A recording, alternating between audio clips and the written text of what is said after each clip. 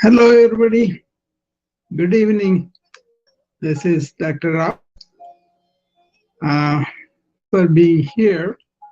I'm going to kind of explore the myths in the healthcare industry and how they are not really helping people.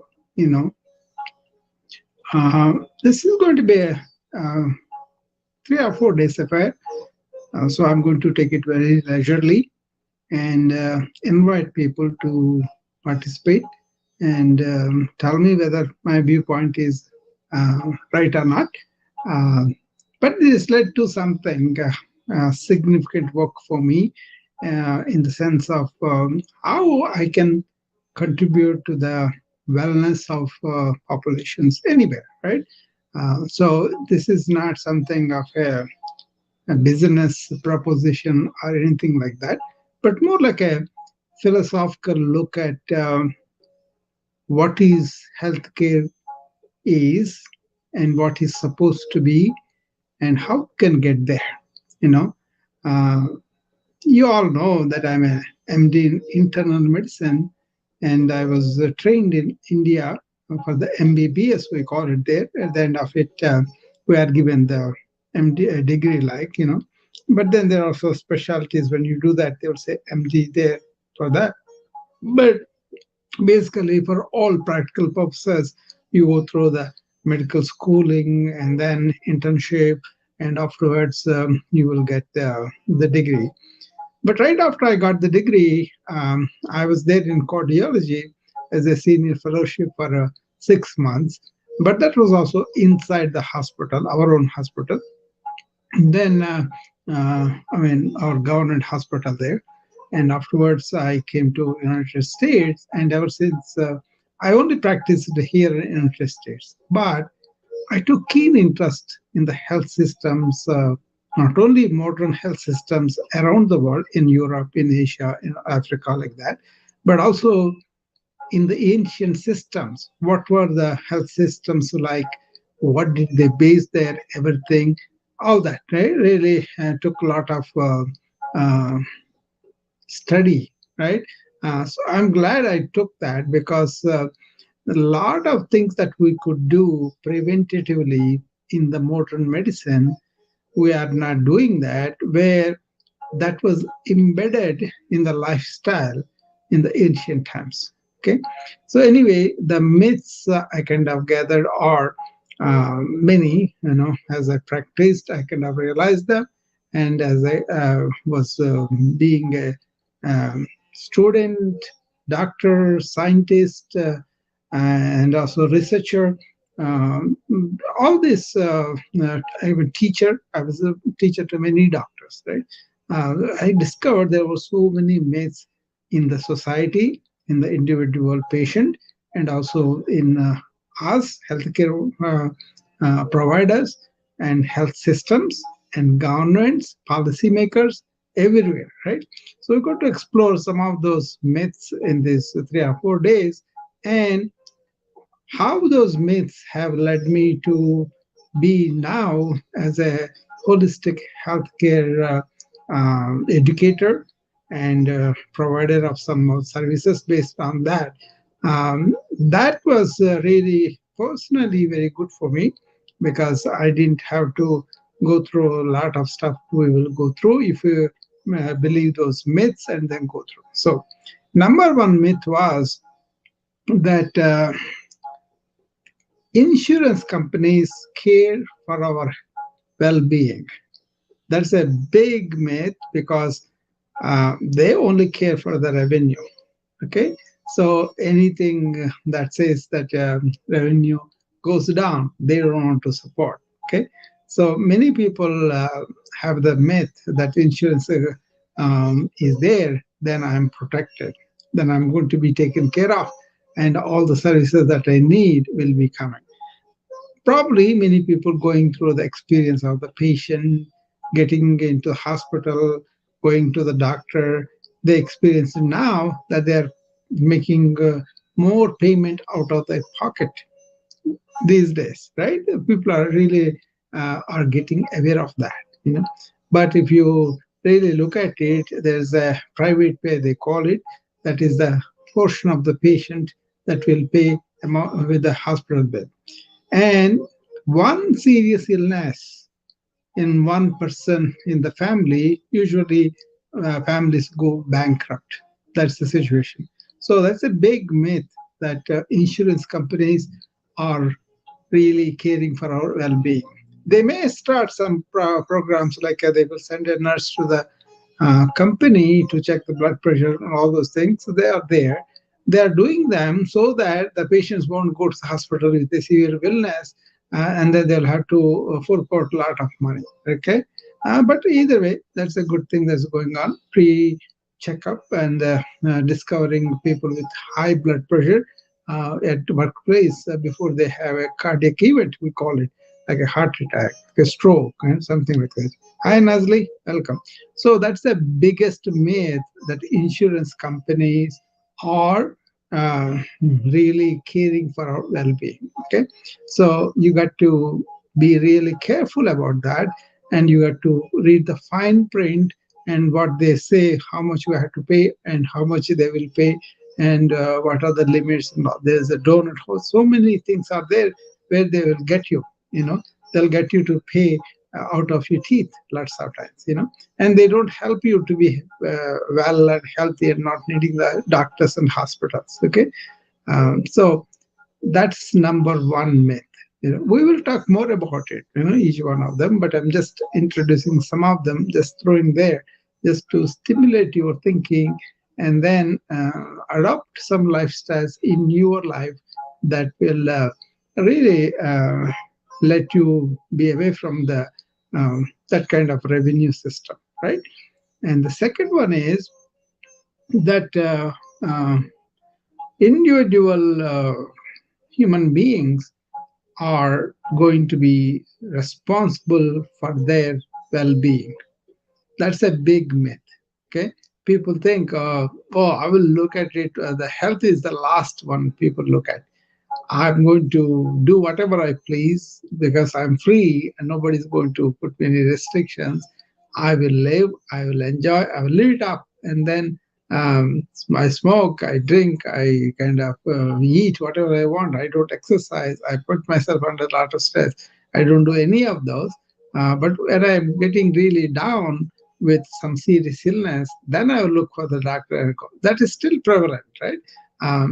Maybe many of the educated people, which is a small percentage, will be proactive and will be sensible in their lifestyles, and then they try to protect their health.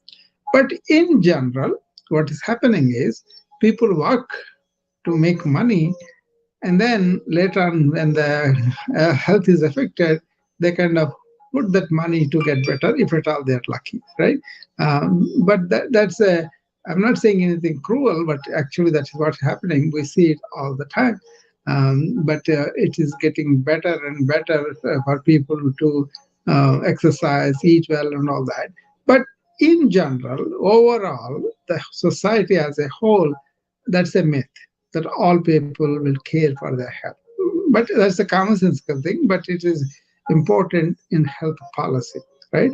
If a government comes and then you look at the health policy and you embark on programs that are going to ask the patients to do something, they don't, because the most of the people don't take self-responsibility for their own well-being. Okay, that's unfortunate, but that is what I kind of tend to talk to people about this first, and then the treatment is going to go on. Suppose I receive somebody, I have to admit in the emergency room. As a hospitalist, I go there, I see the patient, and I will take care of what is needed for the acute. And right after that, I talk to the patient relatives, and everybody about their lifestyle, how it was at home, what they are doing, and all that.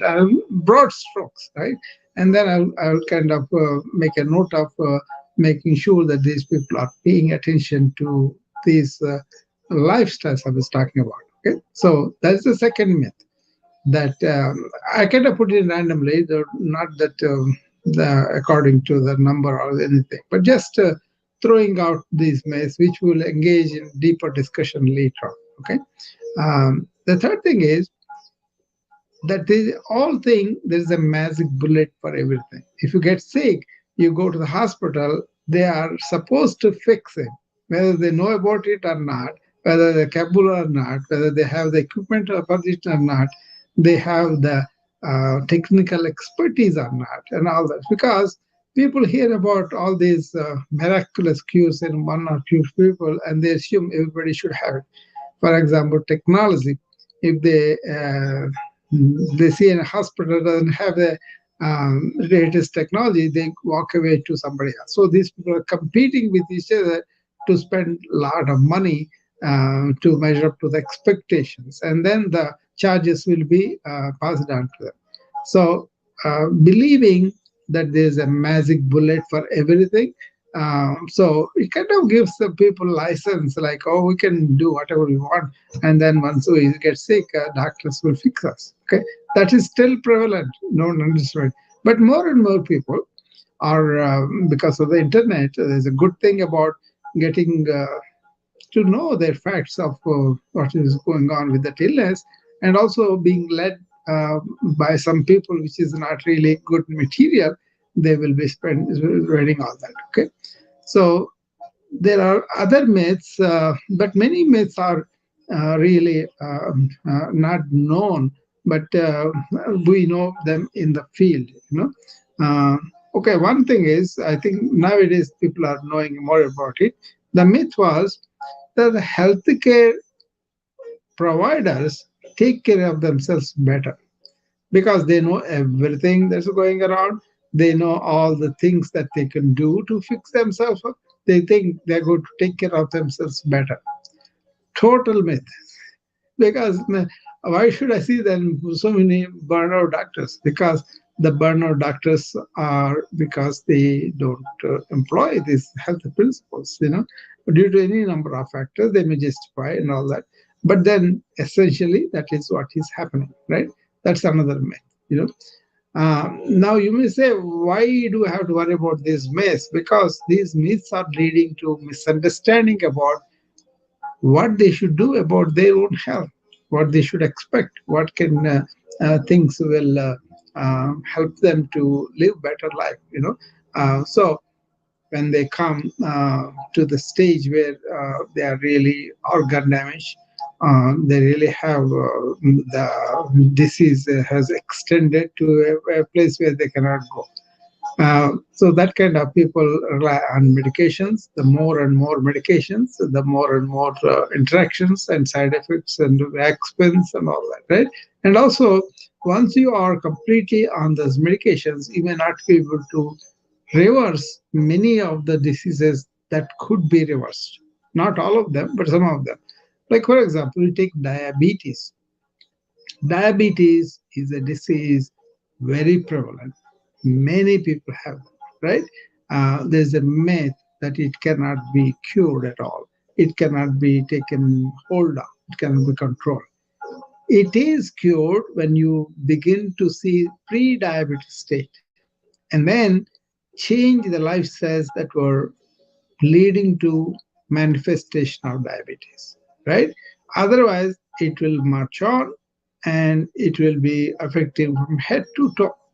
So people will become a lot of problems, cardiac problems, neuropathy problems, so many things, right? So if you catch them in the beginning and then really looking at the diet and exercise things, you change those two and then let them monitor it. And that has to be not one few days though. They have to change those small changes permanently. If they do that, they don't necessarily have to manifest diabetes and allow the diabetes to become complicated, advanced, and all that. Okay, I mean, I'm putting it in very simple terms, but there are so many there. And nowadays we have gene analysis and gene therapy. Okay, ever since we have the genome, at least I think 2000, 2001 they got it. At the time, each test, if you do it, it was very expensive, like $1 million. Later, it has come down to 100,000. But nowadays, it's like a $500 or something. This is very simple to do. But then it's going to be more worked on that. Then we will know more about that as we advance in that science, and then we will be able to use that to many people. You know, so. But then this is also a myth that there are so many treatments from the gene therapy that are available to the public right away. No, no, we are really years away for that. But then it is improving, research improving very rapidly. So we don't know when we will get it, but at this time, don't assume that everything you can change and all that, right? But there are some you can do. Uh, there are myths about governments. They think government can pay for everything. If I have Medicare, I have everything paid up. I have then I don't have to worry about it. That's the total myth, because majority of the cuts come to the Medicare, and they try to cut the medications that are effective, and they will only cover so much, and after they can. And if you want to have a secondary like a Medicaid, you got to go bankrupt before you get Medicaid. So that is a myth too. So what I did was looking all the myths, all the misconceptions, and looking the patients a very advanced stage of diseases, and also the suffering that is going, and also lack of quality of life for them. I kind of combined natural things from the ancient wisdom with the modern scientific facts, and then I was focusing on, let's keep people not just preventing things, but well enough, strong enough, resilient enough that they will not have the regular uh, infections, regular things. A lot of things were neglected, and then they get it. For example, infections in the kids, horrendous amount of, right, and then they go, but then the kids themselves cannot help because they pass it on each other.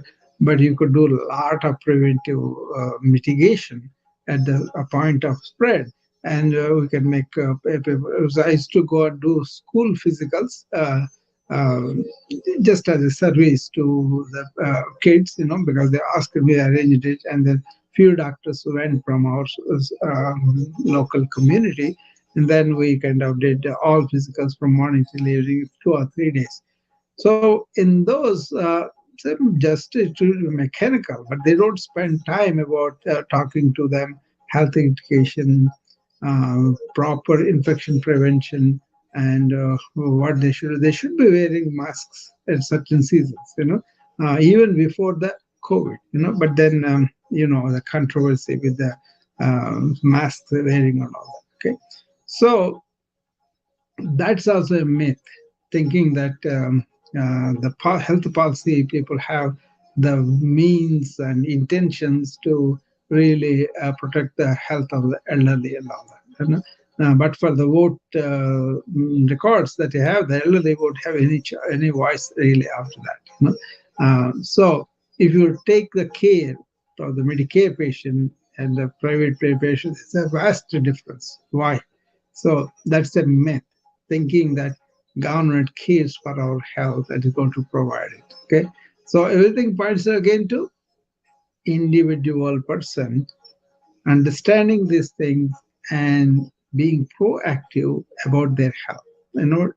Family history, genetical history, or cultural history. So many things can lead you to show 10, 15 years down the line, you could have the manifestation of particular, leave alone genetically inherited all those diseases, but also this eating, this drinking, smoking, and not working, all these cultural habits are considered as something like a virtue, like you are in the sofa, doing deep beer, and watching the football.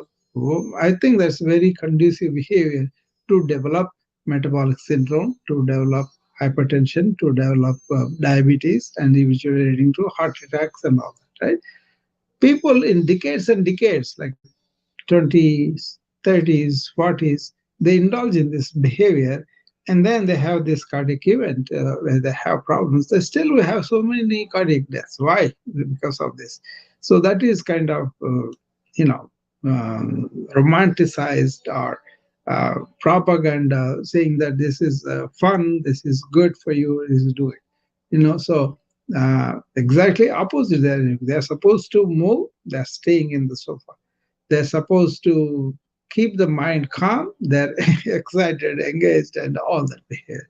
So that's also billed as something like a big deal. But if you can incorporate simple things like get up once in a while, and also don't get so involved in the game, because I saw people who were so anxious they could not watch the fourth quarter of the football game. I used to have a patient. I also used to like Bears at the time in 80s and 90s. So we used to talk about that. He used to tell me, Doc, I can't take fourth quarter. I have to walk out because I'm so scared that they could lose. So what? The game, somebody will lose, somebody is win. But then the attachment is like that. I understand what it is. But I can easily say, oh, this is just a game. Okay, our guys had it. But more than that, what are you doing to your sympathetic system at the time? So we can go into that. So our lifestyles and all. So there are so many myths like that. And another myth is which I had to confront was many of the scientists are uh, of the opinion that anything ancient, anything from other countries, or anything that they don't think it is scientific, it's like that's all bunk. Nothing truth is there.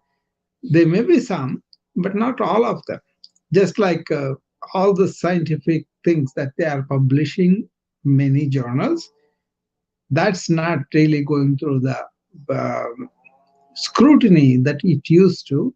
And also, there's so much dishonesty about those papers, right? Even one paper can say, oh, we have 75% positive results, and then the sample is only five of them.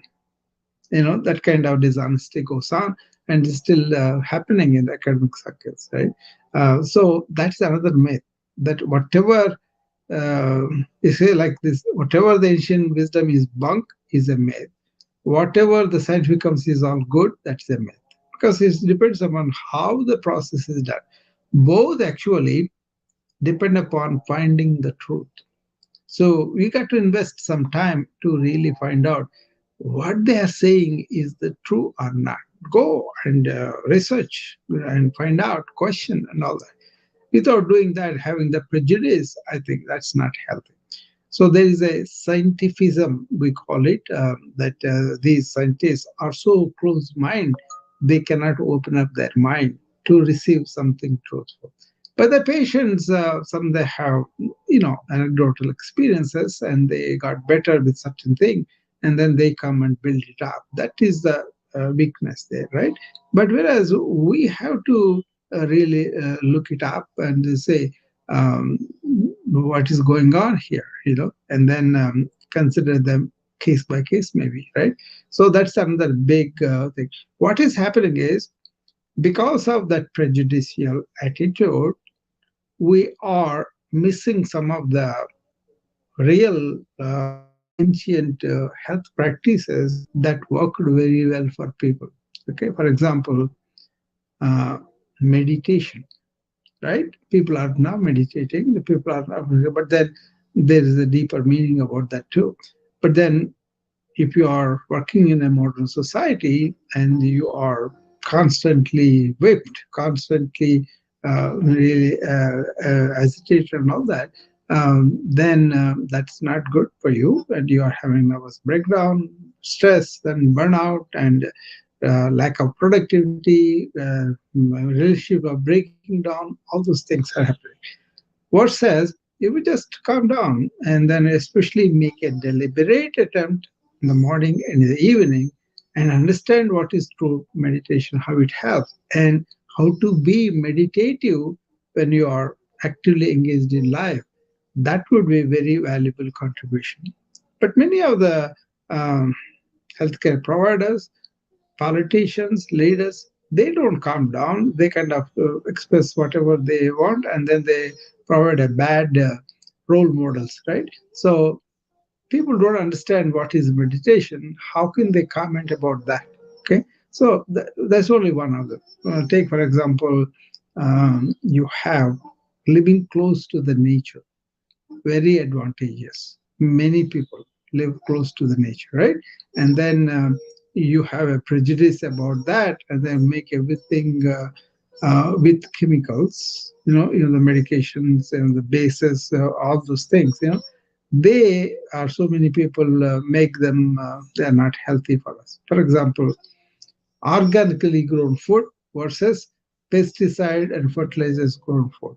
And we know some amount of it is contributing to have so much cancer in the modern societies, right? Not all of it, some of it, right?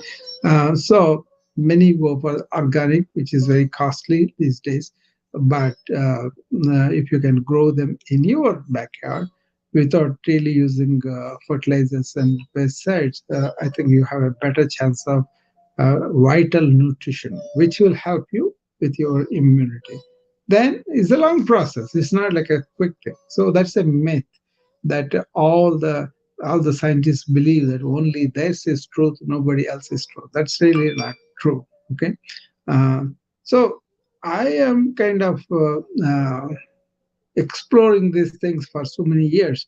Have shaped into what is wellness, how can we be wellness in charge, take charge of our own wellness, and how can we really help other people to understand it, and with almost no money, you can make some changes. And then really, so you have to be inquisitive, you have to be curious, you have to be research oriented, you have to go and explore these things. And then when people like me talk about it, you go and take it up and then investigate them. Okay. So another thing is everything monetization. That's a big problem in healthcare field, because instead of being the wellness oriented, we are now revenue oriented. The hospitals, clinics, so the clinic I ran was like that. The hospitals I went to was like that. All of them, I really was suffocated with that kind of system. But when I came out and then I wanted to do this wellness thing, many people want instant results. It doesn't happen like that. You got to examine it, you have to study it, you have to do all of that. I myself am doing very well with those application of wellness measures, and I have not seen as a patient any other doctor or any other hospital since 2014. That's when I had the stroke, and I got better within a month or so. I went back to a clinic, and ever since I have been working on myself, and I've become very well after 6 months, although. And usually, people who have stroke like that will be confined to bed and will not be able to perform in the society, right? 50% of the people who have stroke, as a statistics in USA, they are, after 6 months, either they are completely disabled or they died. Okay, that's the actual statistics in the society now. There is a lot of misinformation about recovery of the stroke. I can contribute a lot about that because I personally went through. So poor rehab, uh, poor understanding of what happens with the mind, what happens with the body, and all that. And they were not able to really understand the integrates. I did from the yoga, from the Ayurveda, from the older philosophies. So now I kind of live in a kind of a silent joy, like, and at the same time, I don't have the put up with all the physical problems that we could have gotten worse. So there's a lot there, right? Okay, so myths in healthcare society are plenty. Okay, I'm making videos on this topic, and then also going to show how that led to my wellness orientation, why I want to bring wellness orientation into healthcare field, healthcare systems, and healthcare practitioners, so that it becomes like a one of the parcel of treatments. Like we have to treat people who have come to us with acute problem. That's no problem. But then we also have to see what were the roots of these problems, and that's where the wellness comes. If you were it only prevent you may do mechanical once a year prevent exam. I don't think that is enough anymore. I don't think we have to do that, because science and also so much of wisdom from the past is there for us to understand and implement them in our daily life. Not like just math, or just, okay, in the evening, let's go to Dr. Rao and he will talk some deep stuff there and then listen to it. That's not enough. You got to implement them in our daily life. Okay? Healthcare providers, I think we have a moral obligation to bring in whatever the real thing works. Like, for example, I said, okay, many of the people are caught up in thought. They think too much, right? That's a fact.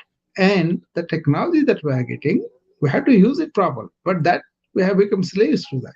And the technology is really activating our thought more. So people are information overloaded, are also overstimulated with so many stimuli coming from outside, right? That's not good. So what do?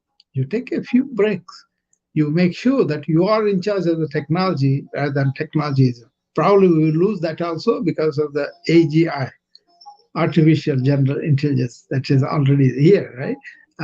So then what are we going to do? If already this intellectual jobs are taken care of by the chat GPT, and many people are going to lose the jobs. Not only that, if you lose your control of the mind, what are you going to do? So you got to think about it, right? But then what I'm saying is, for now, look at the technology and leave it sometimes and go and walk in the woods, walk in the trees, or go to the beach and spend your time completely away from all this stimuli. Even when they go for a walk, they will be thinking, they will be talking on the phone. So when I go on the walk, I see that all the time. They will be doing that. Okay, but I teach forest bathing. What is that? You go and walk in the wood, and you say, "Okay, what's happening here? I'm here and now. Am I touch with all these things going on? There are leaves on the fall, and they are under my feet. They are, when I walk on them, they make a sound. Am I in touch with that? Am I in touch with the scents that are coming up? Am I in touch with the smells that are coming up from the fruit, from the trees, from the flowers? No. Am I able to see the occasional animal, bird? Um, some simple thing like that, once you allow those feeds come into you and you are really in touch with the nature like that, that's a very beneficial thing for you. Because instead of allowing the mind to go on one after one after one, don't do that. Just don't get into the network. But do the thought thinking consciously. So when you have something to do, pay attention completely. But then take breaks from this information overload, from this brain fog that people are suffering. Don't go on these rooms from morning till evening, go after one more. Oh, what does he say? What does she say? What does it? Oh, there's no point of limiting information if you do that. Oh, okay, what's happening in the TV? 24 hours TV, 365 days. This is not good. You got to leave these things, and then for somebody like me, I can shut it down completely. So very very easy for me. So suppose I go to a meeting and they are fighting with each other. First thing I do is I don't want to get into that mode. I calm down, and then many places I've seen that has some effect. At least on the people around me, they are also calm, right? And then when I talk, I may listen to them, but I'm not going to same tone. I'm going to see the good points in there, eliminate my reactions from it, and that's where I can be very practical, right? And positive too. So what I'm saying is, observe what's happening in the society. What is it dishing out? Is that all good for us, or is there something lost there? We lost the control. We are thinking too much, unnecessary thinking, and we are not purposeful. We are not meaningful about it. Then take a break. Take a break and say, "Let me see what I can do with this." The forest bathing is one of the simple things I resisted because you go to Manhattan. I was in Chicago, New York for 5 years, right? And I know the lifestyle there and all that. So fortunately, I was living close to beach, like I can walk. Me and my wife, when she was carrying our first son, we kind of walked every day there to the beach. But then our street is a Ocean Parkway, big one, right? A to Z. There are so many avenues, but then each one separated by 3 4 blocks like that. So it's a big one. But then what they did was they kind of have a divider in the middle, but it's a huge one. There were 2 lines that way, 2 lines this way, but in 3 levels they have trees. Okay, so we were able to all the grown trees too. So we have a wonderful walk under the trees also. But if you don't have it, find a park near and go there and park the car. Don't take the phone um, unless you need it for emergency. You can shut it off, and then you can just allow yourself to be immersed in the sensory inputs that are coming to you, right? And actually, trees also releases phytoids, which are good pigments that you can inhale. They are good for you too. That many people don't know about that. But once you have that walk and absorb all the stimuli and really related to the nature, it will grow on you. It will help your immune system. It will help your stress. It will help your brain fog or whatever. One of my friends who was he's a big millionaire and all that, he tells me. And he has, Forbes told him he has 138 million or something like that. So he is working very hard as a CEO and makes a lot of money for a lot of people, I believe. So that's what he told me. And I didn't know all this, but he was always coming to my rooms in the clubhouse, and he was asking some questions. I was answering them, and then he became more and more calling me home and talking to me too. And then one day he told me, "Doc, I can't stay here. All these computers. I'm staring at 4 different computers, all screens, and morning till evening I was here." I said, "That is your problem." And I'm going crazy. Then I said, shut off all of them and shut off with sense. Don't pursue any of more work and just walk out and find a tree and stay under the tree. That's the treatment I told him. And he did that. And then when he went and lied down under the tree, he felt so happy, so relieved, and he started to do that. So take a nature break. Take a nature break and pay attention to the nature. Be part of the nature because, after all, nature is you.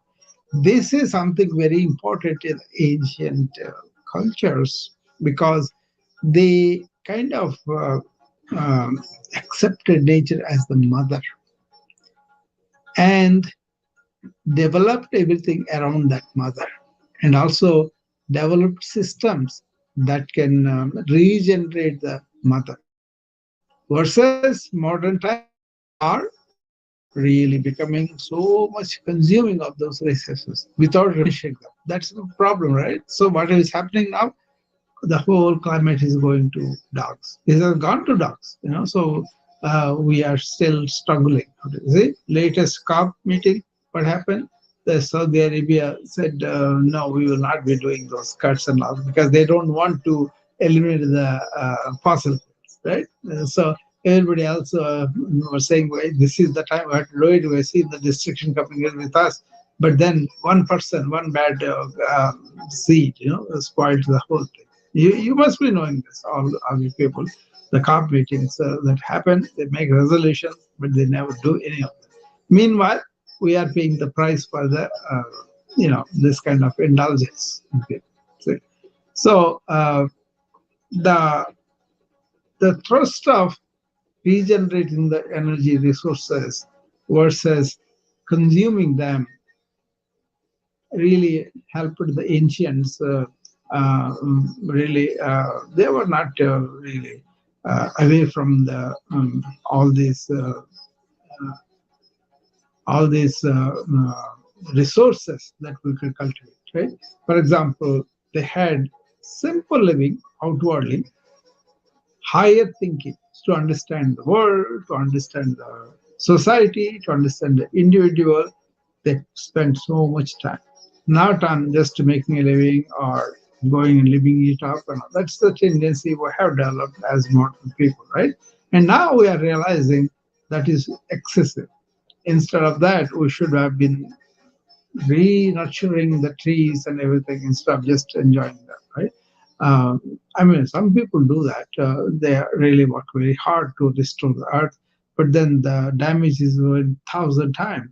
We are doing like a point 0.5 times regeneration. Okay, all that is within your mind, within how you perceive the world and the society and the resources, right?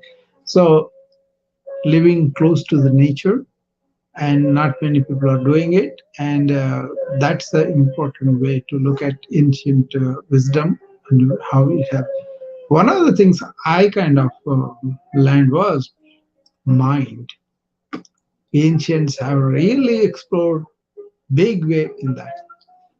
For me, what I looked at psychiatrists and psychologists doing versus what the sages were saying about the mind is totally different. And they don't know, the psychologists, they don't know what they're doing nowadays. At least they have come to the positive psychology, where we're going to work on the positives in you. Okay, resilience, not having any angers and all that, but being love and sympathy, and having this energy to be positive. All those positives in human beings are they are doing a positive psychology. That's a good sign. Otherwise, they were kind of just playing with things, not really fixing anything.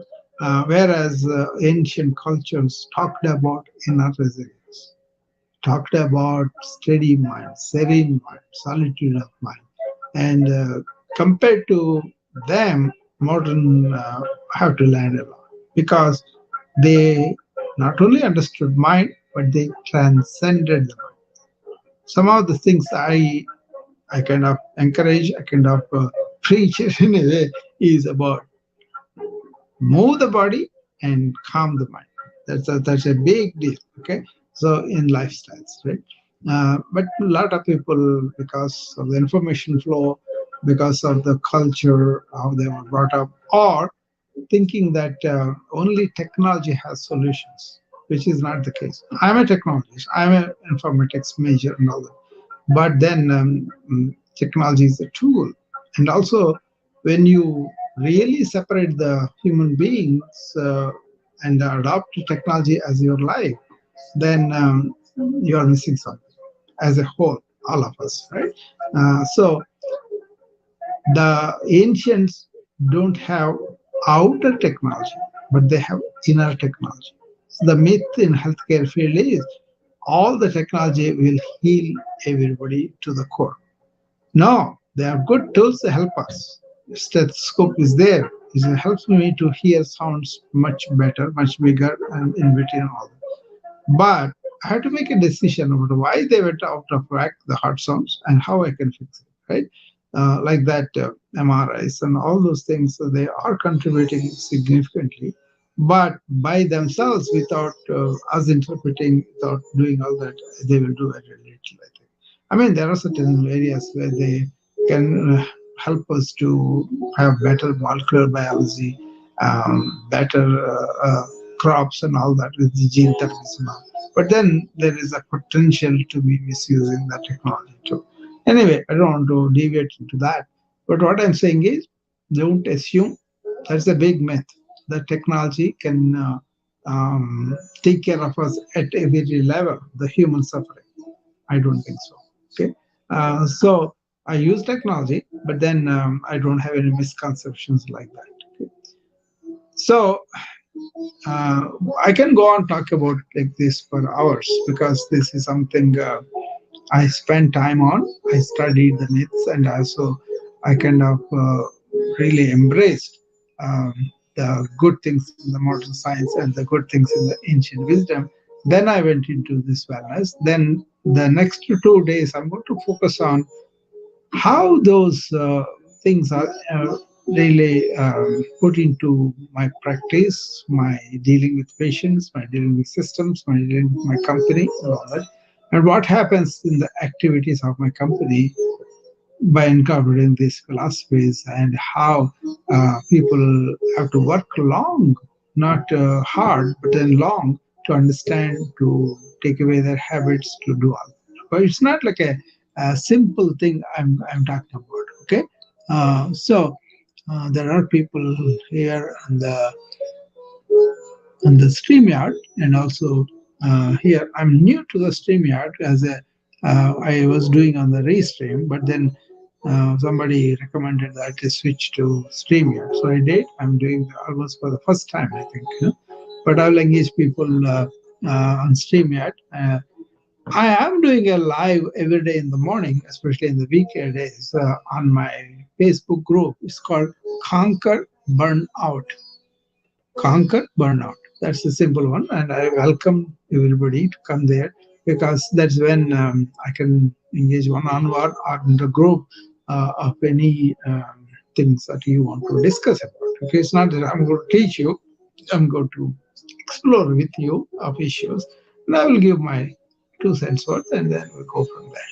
Okay, so healthcare myths, many, and if you have any that I didn't mention because the lack of time, and also I want to not be one way. I want to those kind of people coming and talking. There are people on the wisdom, and there are people on the okay.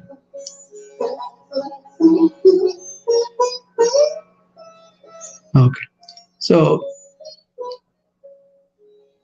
with that, I am going to prepare those videos. I'll bring them to you tomorrow, and you can watch them. What I put in there, there are some questions. So it starts with the myth, but then it goes into how that evolved into the wellness concept that I'm talking about, and how that really helped us to really uh, change health policy a little bit, at least individual level of practice in the hospitals I work and all that.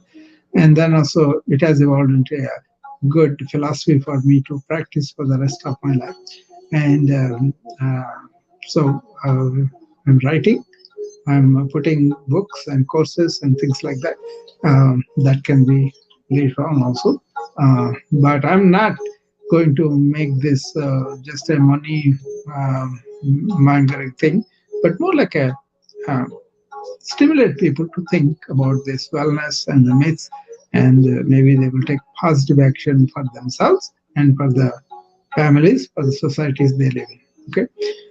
It's a big, tall thing, but then nothing we go here. But just as a responsible healthcare professional, I think I need to do this. So I'm going to express my opinions, my views on that. Okay. Anybody has any questions, they can always reach me, or any comments, anything like that.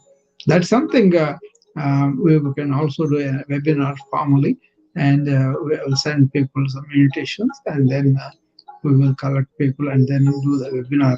This is like a daily regular thing that I do. So I'm content just to come and talk my views on it, and then if somebody wants to come and ask questions, we are fine. Otherwise, it's fine that you are listening. Thank you for listening to me, and I will come back tomorrow at the same time. And this time we will have the videos to look at. I'll pin them, and then we go from there. I had to figure out on the StreamYard and also Wisdom. I know how to pin it on the Clubhouse. Okay. So if anybody wants to help me with those things, be my guest. Okay. Will be appreciated. Thank you. I'll be seeing you tomorrow. Okay.